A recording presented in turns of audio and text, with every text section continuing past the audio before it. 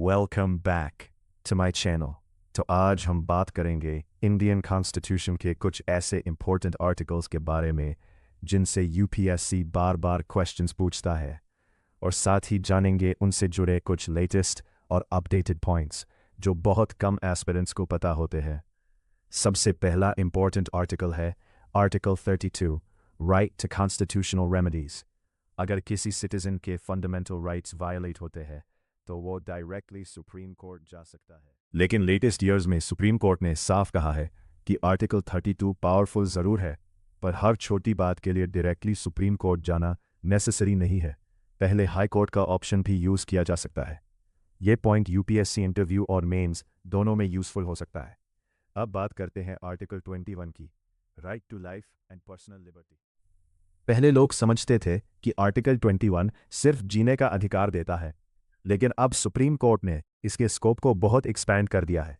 अब इसमें right to privacy, right to clean environment और इंटरनेट एक्सेस तक को इंपॉर्टेंट लिबर्टी माना जा रहा है। स्पेशली राइट टू प्राइवेसी वाला जजमेंट यूपीएससी के लिए बहुत इंपॉर्टेंट है।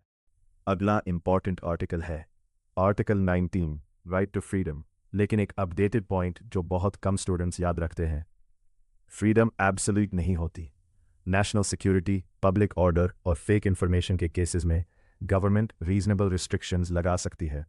रीसेंट ईयर्स में सोशल मीडिया रेगुलेशंस और इंटरनेट शटडाउन डिबेट्स में ये आर्टिकल बहुत डिस्कस हुआ है। अब आता है यूपीएससी का favourite article, article 356, presidents rule. पहले इसका मिसयूज़ काफ़ी ज़्यादा होता था, लेकिन एसआर बॉम्बे केस के बाद सुप्रीम कोर्ट ने क्लियर कर दिया कि आर्टिकल 356 का यूज़ जुडिशल रिव्यू के अंडर आएगा। मतलब अब सेंट्रल गवर्नमेंट इस पावर का अनलिमिटेड मिसयूज़ नहीं कर सकती। ये अपडेटेड कॉन्स्टिट्यूशनल पॉइंट बहुत इंपॉर्टेंट है। और finally article 368, power to amend the constitution.